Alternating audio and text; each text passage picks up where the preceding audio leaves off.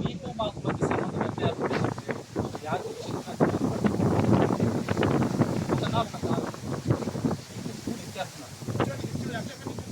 School పడి ఈ shift చేసే క్రమంలో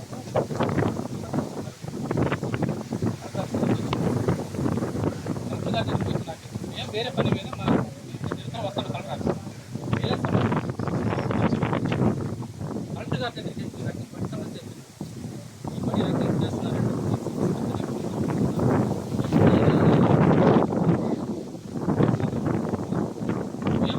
మాతో పాటు సమస్య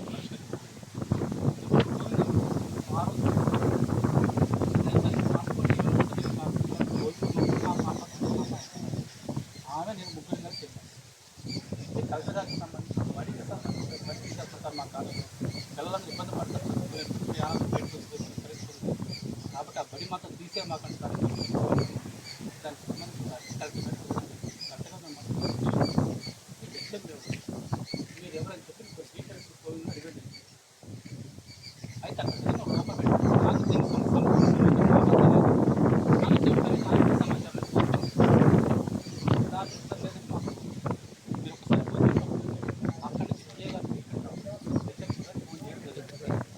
మా ముందు దానికి సంబంధించిన దాన్ని నిరంతరం దాన్ని చెక్ చేసుకుంటుండాలి. తర్వాత కాలంలో మళ్ళా సమస్యలు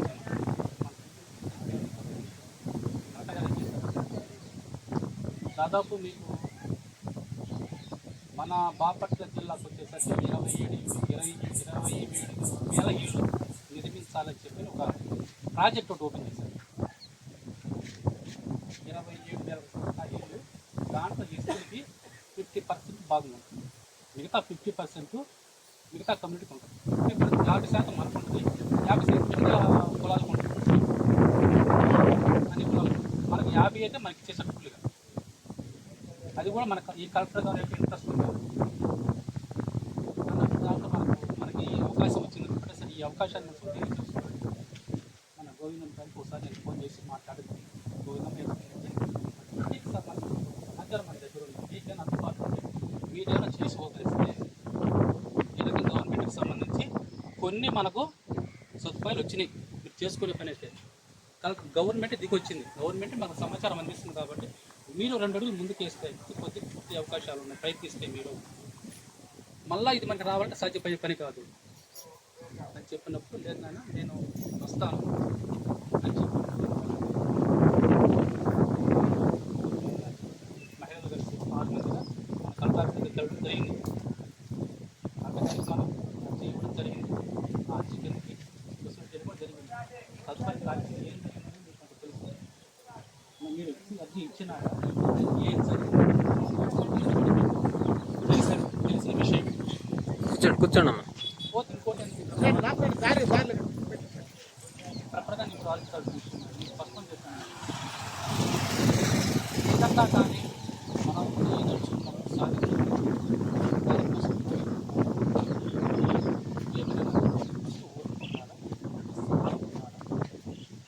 కొద్దిగా ఈ తరగతి కూడా ఉండాలి. ఈ 3 ఉంటేనే మన యానాదులు మొత్తం మనం ఓడిపోవడం ఎక్కువ పొల్యూషన్ కాదు, సహనం ఇది మన ఇంకోటి ఏంటంటే మనకు రిజల్ట్ అనేది తొందరగా రావాలి. రేపు ఒక నెల మనం ఎదురు చూడలేము. రేపు కూర్చో ఏదైనా సరే మా మాటలేదు, అందరూ మనవేలే. మనకు తొందరగా ఆలోచించేది మనతో నేనేమన్నా అంటే కాదు, దానికి సంబంధించినట్టుగా మన వైపు నుంచి ప్రయత్నం జరగాలి. జరిగితేనే ఇది సాధ్యం. టైం పట్టదు. మాట్లాడి మనకు అవగాహన ప్రధానం.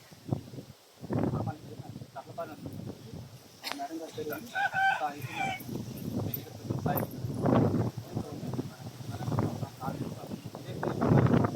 ఎందుకంటే కాలు అధికారులు అవసరం ఉంది. దగ్గర ఇంకొక సాగు అది కూడా సేమ్ ఇదే కండి. మన పరిధిలో కూడా మనకు కర్లపాలెం సాయి మేడం మేము వెళ్ళామండి. మేము చూపించాము. మరి ఏం మాట్లాడి నాకు తెలియదు. ప్రభుత్వం అయితే వచ్చిందా madam, Aadhaar card, ration card, bank account, passport ఏంటి ఇమ్మన్నాం. ఏది ఈ 20 ఇళ్ళకి సంబంధించి 1,00,000 గ్రాంట్ ఇస్తాను గవర్నమెంట్. ఇంకా అదనంగా ఏంటంటే 1,00,000 రూపాయలు మొదలు కనుక్కుంటే ఇంకొద్ది నాణ్యంగా ఇల్లు ఉంటుంది. దాని నాణ్యంగా నిర్మాణం చేస్తున్న ఉపయోగాలు అభిప్రాయం అని చెప్పి కొంతమంది ఉన్న దాంట్లోనే మనం కట్టుకుందాం, మనకు ఉన్న డబ్బులు కూడా మనం అడ్జస్ట్ చేసుకుందాం అటువంటి జీవితం కొంతమంది ఉంది. సరే ఎవరి శక్తి వాళ్ళది. అప్పులు చేసి అయితే మనం ఇల్లు కట్టుకోవాల్సిన అవసరం లేదు. బతకడం కోసం ఒకటి కోటి మనం మన శక్తిపడి మనం ఇల్లు కట్టుకున్నప్పుడు దీనికి సంబంధించిన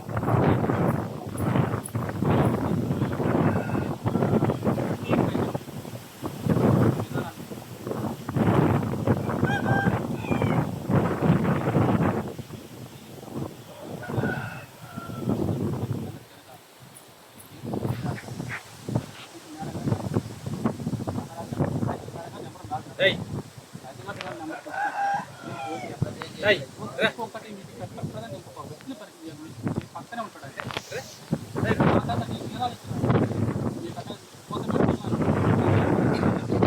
ముందుకు రండి సార్.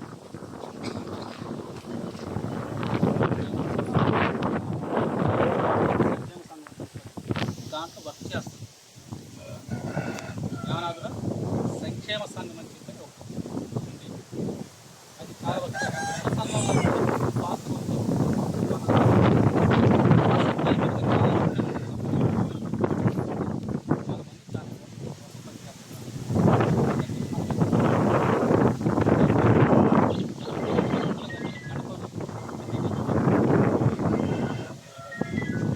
మీకు ఏదన్నా అవసరం వచ్చినా కానీ ఏదన్నా నాకన్నా తదుపరికి అందుబాటులో ఉండే కొండల గారు కాబట్టి ఆయన ఫోన్ నెంబర్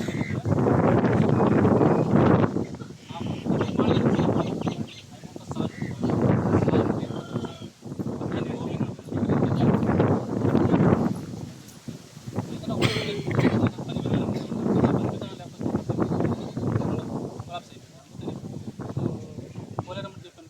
పోలేరమ్మ దేనిగా మనకు అందుబాటులో ఉంటుంది. ఏది విన్నాలు పెట్టి నెల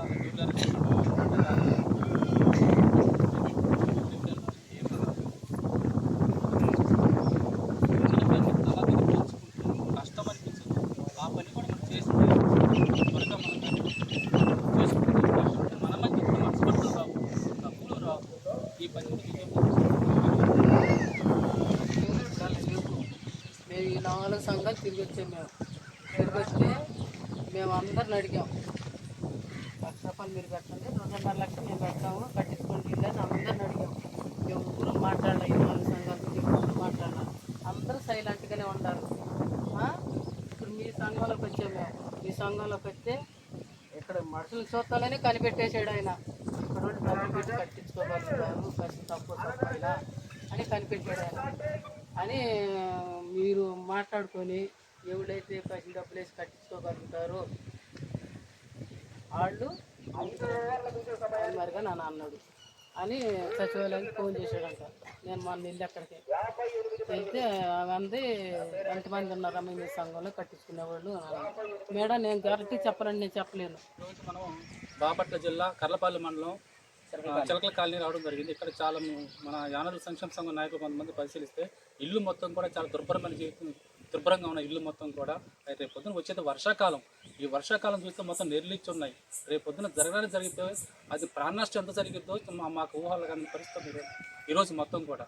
కాబట్టి ఈ సంఘంలో ఉన్న ప్రతి ఒక్కరిని పిలిచి మనం దీన్ని రాబోయే ప్రమాదాన్ని ముందుగా గుర్తించి వీళ్ళందరికీ ఆ విషయాన్ని చెప్పి సంఘంలో ఉన్న పెద్దలకి మహిళలకి అందరికీ చెప్పి ఆ సమస్య పట్ల మనం అకుంఠ దీక్షతో దానికి సంబంధించి మనం గట్టిగా కలెక్టర్ కార్యాలయం కానీ ప్రభుత్వ అధికారుల దగ్గర కానీ దాన్ని తీసుకెళ్లాల్సిన అవసరం ప్రధానంగా ఉంది. కాబట్టి దీని పట్ల మనం కొంత అవగాహన కలిసే సంఘంలో ప్రజలకి దానికి చైతన్యం తీసుకోవడానికి ఈరోజు యానాదుల సంక్షేమ సంఘం అన్ని సంఘాలతో పాటు తిరుగుతూ ఈ సంఘం రావడం జరిగింది.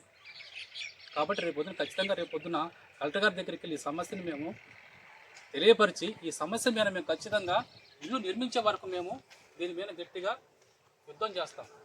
అది వర్ధిల్లాలి యానాదుల ఐక్యత, వర్ధిల్లాలి యానాదుల ఐక్యత. జై యానాది, జై యానాది.